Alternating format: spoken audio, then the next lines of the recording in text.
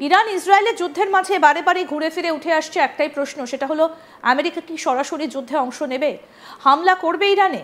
এই সম্পর্কে বিশেষজ্ঞদের একটা অংশ মনে করছে আগামী দিনে ইরানের ওপর সম্ভাব্য হামলার প্রস্তুতি নিচ্ছেন আমেরিকার শীর্ষ কর্তারা। কিছু মানুষ তো সপ্তাহান্তে হামলার সম্ভাব্য পরিকল্পনার দিকে ইঙ্গিত দিচ্ছেন। রাষ্ট্রপতি ডোনাল্ড ট্রাম্প, যিনি বছরের পর বছর ধরে আমেরিকাকে বিদেশি সংঘাত থেকে দূরে থাকার পরামর্শ দিয়ে আসছেন, সাম্প্রতিককালে তিনিও হামলার কথা ভাবছেন।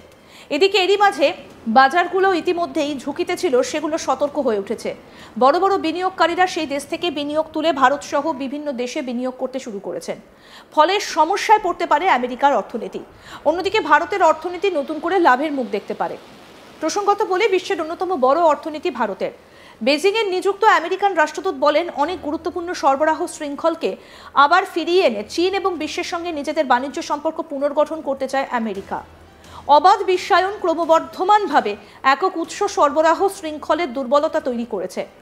ডেভিড পার্ডু বৃহস্পতিবার ওয়াশিংটনে এক নৈশভোজে বলেন, আমেরিকান নেতারা অনেক কৌশলগত শিল্পের ফাঁকা হয়ে যাওয়ার বিষয়ে অন্ধকারে ছিলেন।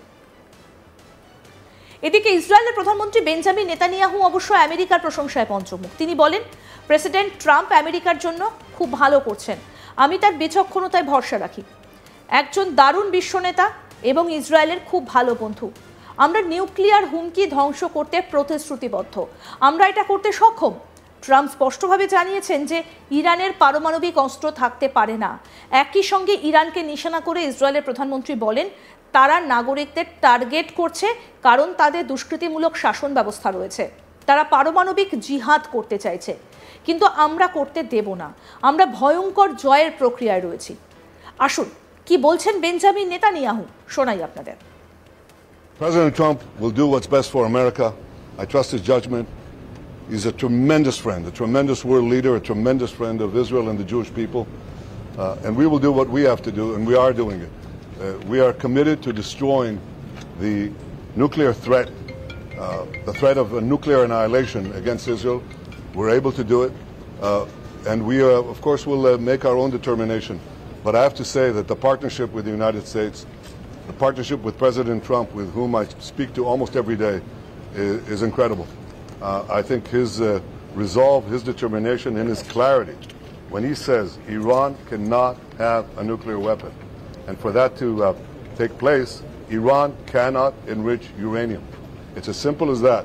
He gave them the chance to do it through negotiations. They strung him along. You don't string along Donald Trump. He knows the game. And I think that we're both committed to making sure that Iran will not have a nuclear weapon. And they won't. They're targeting civilians because they're a criminal regime. They're the arch terrorists of the world. They want to have nuclear terrorism, which will put the entire world under nuclear blackmail, and they would use these weapons. That's what the Ayatollah Khamenei says that he would do. He would use these weapons to wipe Israel off the map. Well, he's not going to. We're not going to let him. And we're in the process of achieving a tremendous victory. And our victory is aimed at those two goals. People ask me, are we targeting the downfall of the regime? That may be a result, but it's up to the Iranian people to rise for their freedom. Freedom is never cheap. It's never free. Freedom requires these subjugated people to rise up, and it's up to them. But we may create conditions that will help them do it. Our goal is twofold: nuclear, ballistic missile. We're going to remove that. We are in the process of completing removing this threat. এদিকে ইতিমধ্যে ভারতের উন্নতি নিয়ে মুখ খুলেছেন প্রধানমন্ত্রী নরেন্দ্র মোদীও। শুক্রবার একটি সভায় তিনি বলেন, আমি বৃহস্পতিবারই বিদেশ থেকে ফিরেছি। বিশ্বের বহু নেতার সঙ্গে সাক্ষাৎ হয়েছে, তারা সবাই ভারতের দ্রুত উন্নতিতে ভীষণ প্রভাবিত। কি বললেন প্রধানমন্ত্রী নরেন্দ্র মোদী, শুনবো এবার। जैसे आप सब जानते हैं,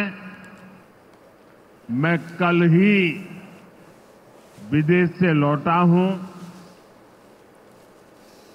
इस दौर में मेरी दुनिया के बड़े बड़े समृद्ध देशों के नेताओं से बात हुई।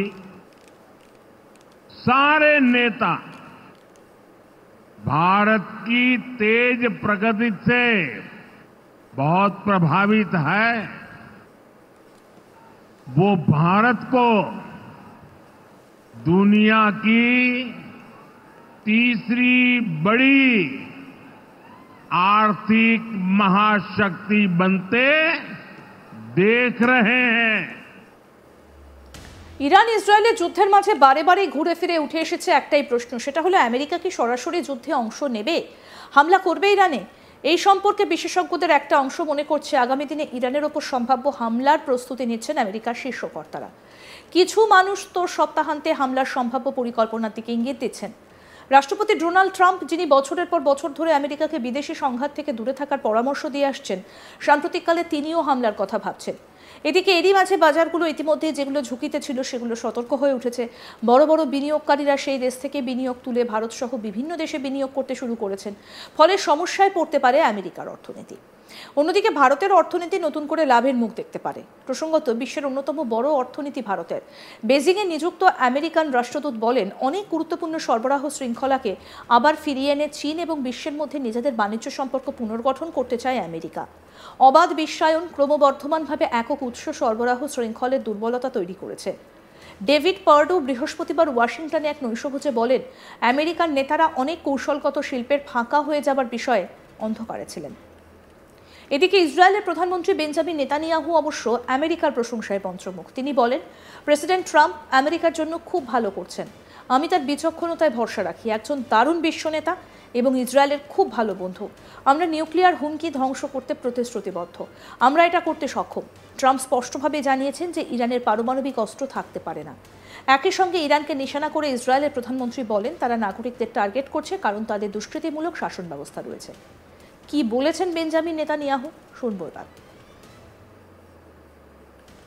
President Trump will do what's best for America. I trust his judgment. He's a tremendous friend, a tremendous world leader, a tremendous friend of Israel and the Jewish people. And we will do what we have to do, and we are doing it. We are committed to destroying the nuclear threat, the threat of a nuclear annihilation against Israel. We're able to do it. And we, of course, will make our own determination. But I have to say that the partnership with the United States, the partnership with President Trump, with whom I speak to almost every day, is incredible.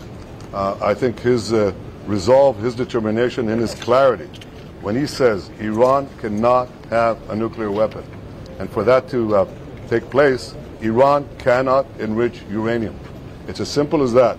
He gave them the chance to do it through negotiations. They strung him along.